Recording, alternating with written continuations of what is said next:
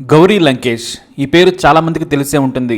మహిళలు, పేదలు, దళితులు ఇలా సమాజంలో ఎవరు బాధపడ్డా సరే వారి కోసం పోరాటం చేసిన గొప్ప జర్నలిస్ట్.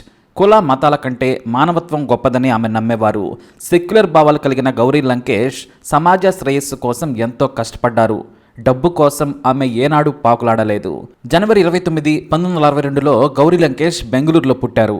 ఆమె తండ్రి పి లంకేష్, ఆయన కూడా ప్రముఖ జర్నలిస్ట్. సమాజంలో నిజమైన వార్తలు రాసి ప్రజలకు సేవ చేయాలని లంకేష్ పత్రికను స్థాపించారు. ఇక తండ్రిని ఆదర్శంగా తీసుకున్న గౌరీ లంకేష్ బెంగళూరులో టైమ్స్ ఆఫ్ ఇండియా జర్నలిస్ట్గా పనిచేశారు. ఆ తర్వాత ఢిల్లీ వెళ్లి సండే మ్యాగజైన్ కోసం చాలా ఏళ్లు పనిచేశారు. ఆమె భర్త పేరు చిదానంద రాజ్ గట్ట. పెళ్లైన 5 ఏళ్లకే ఇద్దరు కూడా విడిపోయారు. ఈటీవీ ప్రభంజనం దేశవ్యాప్తమైన సందర్భంలో నేషనల్ నెట్వర్క్ కోసం ఢిల్లీ జర్నలిస్ట్గా ఈటీవీలో పనిచేశారు. ఆమె మన తెలుగు వారి కోసం కూడా ఎన్నో ఏళ్లు సేవలు అందించారు. అయితే ఆమె తండ్రి పి లంకేష్ హఠాత్తుగా చనిపోవడంతో తండ్రి పత్రికను కంటిన్యూ చేశారు. డబ్బు కోసం కాకుండా తండ్రి ఆశయం కోసం పనిచేశారు. తన ఆశయం కూడా ఒకటే, పేదలకు అలాగే అధికారానికి దూరంగా ఉన్న ప్రజలు, సమాజంలో వెనుకబడిన వారి కోసమే ఆమె పత్రికను నడిపేవారు. లంకేష్ పత్రిక ఎడిటర్గా గౌరీ లంకేష్ ఉంటే పబ్లికేషన్స్ బాధ్యతలను ఆమె సోదరుడు ఇంద్రజిత్ లంకేష్ చూసుకునేవారు. అయితే ఒక ఎన్కౌంటర్ విషయంలో గౌరీ లంకేష్ సంచలన కథనాన్ని ప్రచురించింది. ఫేక్ ఎన్కౌంటర్ చేసిన పోలీసులు మావోయిస్టులు ఎదురు కాల్పుల్లో చనిపోయారని నమ్మించారని, మానవ హక్కులను హరించారని కథనాన్ని రాసుకొచ్చారు. దీనిపై ప్రభుత్వం నుంచి, పోలీసుల నుంచి తీవ్రమైన ఒత్తిడి ఏర్పడింది. గౌరీ లంకేష్ సోదరుడు ఒత్తిడిలు తట్టుకోలేక ఈ వార్తకు తనకు సంబంధం లేదని, ఎడిటర్గా మా సోదరే బాధ్యత వహిస్తుందని ప్రకటించేశారు. అంతేకాక ఆమె రాతలు నక్సలైట్లకు అనుకూలంగా ఉన్నాయని కూడా విమర్శించారు. దీంతో ఇద్దరి మధ్య తీవ్రమైన విభేదాలు వచ్చాయి. ఈ గొడవ తర్వాత తండ్రి వారసత్వంగా వచ్చిన ప్రెస్ను మొత్తం సోదరుడికే ఇచ్చేసి బయటకు వచ్చేసింది ఆమె. ఆ తర్వాత సొంతంగా గౌరీ లంకేష్ అనే పత్రికను స్థాపించింది. దాని ఎడిటర్గా ఉన్నారామె. అయితే గౌరీ లంకేష్ పత్రికలో మతతత్వ దాడులను తీవ్రంగా విమర్శిస్తూ కథనాలు రాసేవారు గౌరీ లంకేష్. దేవుడి పేరుతో పేదలు, దళితులను భయభ్రాంతులను గురి చేస్తున్నారని, చట్టాలను చేతుల్లోకి తీసుకుంటున్నారని హిందూ అతివాద గ్రూపులపై తీవ్రమైన వ్యాసాలు రాశారు. ఆ సమయంలోనే చంపుతామని హెచ్చరికలు కూడా వచ్చాయి. అయితే అస్సలు భయపడేదే లేదు. ప్రేమికులపై మతం పేరుతో దాడి చేసినా, వ్యాలంటైన్స్ రోజున వ్యక్తిగత స్వేచ్ఛను హరించినా సరే పేర్లు రాసి మరీ వారిని తన పత్రికల్లో చాకిరేవి పెట్టేవారు. అంతేకాక ఇంగ్లీష్ పత్రికలకు, మ్యాగజైన్లకు కూడా ఆర్టికల్స్ రాసిచ్చేవారు. అతివాద మతతత్వ గ్రూపులను చీల్చి చెండాడేవారు గౌరీ లంకేష్. సెక్యులరిజం భావాలకు అనుకూలంగా రాతలు రాసేవారు. దేశంలో పుట్టిన ప్రతి వ్యక్తికి రాజ్యాంగం ప్రకారం స్వేచ్ఛ ఉంటుంది. తనకు నచ్చిన భాష, తనకు నచ్చిన మతం, తనకు నచ్చిన చదువు, తనకు నచ్చిన వారిని పెళ్లి చేసుకునే హక్కు రాజ్యాంగం కల్పించింది. అది భారతీయులందరికీ పవిత్ర గ్రంథం. రాజ్యాంగ హక్కులను మతం పేరుతో హరిస్తామంటే ఊరుకోమంటూ కొన్ని గ్రూపులను తీవ్రంగా విమర్శించారామె. దీంతో ఆమెకు హిందూ అతివాద గ్రూపులు శత్రువులుగా మారారు. ఎన్నిసార్లు బెదిరించినా సరే తగ్గేదే లేదంది. అంతేకాదు, చివరి రక్తపు బొట్టు వరకు కూడా ప్రజల కోసమే నా జీవితాన్ని అర్పిస్తాను, సమాజం కోసం పిల్లలనే వద్దనుకున్నాను, మీరంతా మీ బ్రతుకులెంత, దమ్ముంటే పేదలకు సేవ చేయండి, తిండి పెట్టని ఉపన్యాసాలు, ప్రజలకు ఉపయోగపడని కడుపు నింపని పనులు చేయొద్దని ధైర్యంగా ఎదిరించింది. ఇక ఆమె పెన్నుపోటుకు తట్టుకోలేకపోయారు దుర్మార్గులు. ఆమె రాసే రాతలకు కర్ణాటకలో విపరీతమైన రెస్పాన్స్ వచ్చింది. ఆమె మాటల దాటికి ఒక్క పోసి ఊపిరాడక ఇక చంపాలని నిర్ణయించుకున్నారు దుర్మార్గులు. గౌరీ లంకేష్కు ఏ పార్టీతో సంబంధం లేదు. కాంగ్రెస్ పార్టీ అధికారంలో ఉండగా నాటి సీఎం ఎస్ఎం కృష్ణన్ కూడా కడిగి పారేశారామె. ఆ తర్వాత బీజేపీ అధికారంలోకి వచ్చిన మతం పేరుతో మంగళూరులో జరిగే దాడులకు వ్యతిరేకంగా పోరాడారు.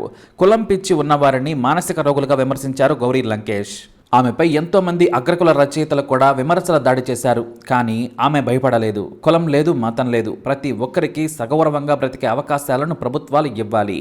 అధికారం ఉందని ఏ ఒక్కరో కులం పేరుతో, మతం పేరుతో దాడులు చేస్తామంటే ఊరుకోమని హెచ్చరించారామె.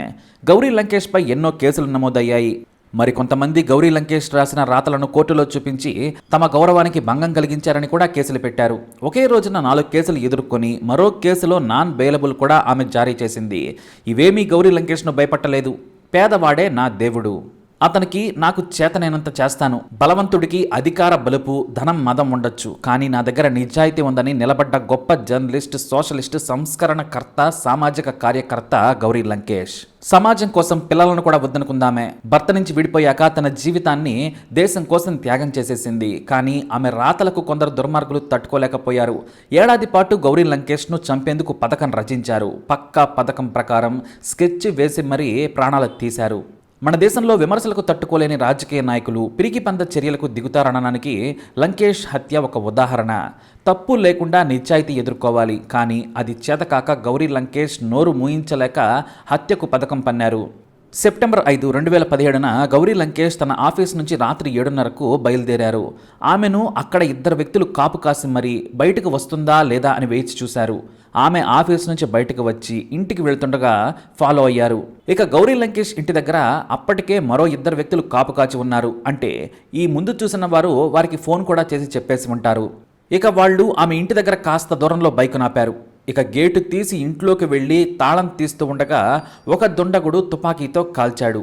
ఆ బుల్లెట్ సరిగ్గా ఆమె మెడకు తాకింది. వెనక్కి తిరగగానే ఛాతీలో, తలపై, పొట్టలో 7 రౌండ్లు కాల్పులు జరిపారు. అందరూ హెల్మెట్లు ధరించి కాల్పులు జరిపారు. గౌరీ కుప్పకూలిపోగానే అక్కడి నుంచి పారిపోయారు. అయితే ఆ శబ్దం విని దారిలో వెళుతున్న ఒక వ్యక్తి పోలీసులకు సమాచారం ఇచ్చారు. కానీ అప్పటికే ఆమె ప్రాణం పోయింది. గౌరీ లంకేష్ హత్య దేశవ్యాప్తంగా సంచలనం సృష్టించింది. పార్టీలకు అతీతంగా ఆమె హత్యను ఖండించారు. గౌరీ లంకేష్ అంత్యక్రియలకు వేలాది మంది హాజరై ఆమెకు కన్నీటి వీడ్కోలు పలికారు. ప్రజల కోసం, వారి హక్కుల కోసం చివరి వరకు పోరాడి ఆమె విజయం సాధించి మరో లోకానికి వెళ్ళిపోయింది. ఇక గౌరీ లంకేష్ను చంపిన దుండగులను పట్టుకోవడానికి కూడా పోలీసులకు చాలా సమయమే పట్టింది. ఆమె ఇంటి దగ్గర సీసీటీవీ ఫుటేజ్ని పరిశీలించిన పోలీసులు నిందితులను పట్టుకోలేకపోయారు. కొన్ని నెలల తరువాత పోలీసులు ఎట్టకేలకు కీలక నిందితుడు పరశురామ్ వాగ్మోర్ అనే వ్యక్తిని అరెస్టు చేశారు. అయితే అతను చెప్పిన ఒక మాట సంచలనం. గౌరీ లంకేష్ ఎవరో తెలియదు, కానీ ఆమెను చంపమని డబ్బులు ఇచ్చారు. ఆమె ఇంత మంచి వ్యక్తి అని నాకు తెలియదు, తెలియక చేసిన తప్పు. ఇంత మంచి వ్యక్తిని నేను చంపానా అని నేను ఎంతో మదనపడ్డానన్నాడు. మన మతాన్ని విమర్శిస్తుందని నన్ను రెచ్చగొడితే చంపానని చెప్పాడు. అయితే కీలక నిందితుడు మోహన్ నాయక్ అని గౌరీ లంకేష్ కుటుంబ సభ్యులు అనుమానించారు. అయితే అతనిపై ఉన్న కేసులన్నీ ఎత్తివేశారు. దీంతో గౌరీ లంకేష్ సోదరి కవితా లంకేష్ సుప్రీంకోర్టును ఆశ్రయించారు. కీలక నిందితులను పోలీసులు వదిలేశారని కోర్టులో పిటిషన్ వేసిందామె. లంకేష్ను హత్య చేసిన వారిలో కీలక నిందితులు అమోల్ కాలే, రాజేష్లకు దగ్గరి సన్నిహితుడే ఈ నాయక్. కానీ విడతల వారీగా కీలక నిందితులు కేసు నుంచి తప్పించుకుంటున్నారని కవితా లంకేష్ ఆవేదన వ్యక్తం చేశారు. మరి నిందితులకు ఎలాంటి శిక్ష పడుతుందనేది తెలియడానికి ఇంకాస్త సమయం పట్టేట్టుంది. గౌరీ లంకేష్ యొక్క గొప్ప సేవను న్యూయార్క్ టైమ్స్ ప్రత్యేక ఆర్టికల్ రాసి నివాళులు అర్పించింది. అంతేకాదు, అంతర్జాతీయంగా జర్నలిస్టులపై జరుగుతున్న దాడులపై కూడా చర్చను చేపట్టి ప్రఖ్యాత జర్నలిస్టుల అనుభవాలను ప్రచురించింది. మరి గౌరీ లంకేష్పై మీ అభిప్రాయాన్ని తప్పకుండా కమెంట్ ద్వారా తెలియజేయండి. అలాగే ఇలాంటి ఇన్ఫర్మేషన్స్ కోసం ఈ వీడియోని లైక్ చేయండి, షేర్ చేయండి, మా ఛానల్ని సబ్స్క్రైబ్ చేసుకోండి.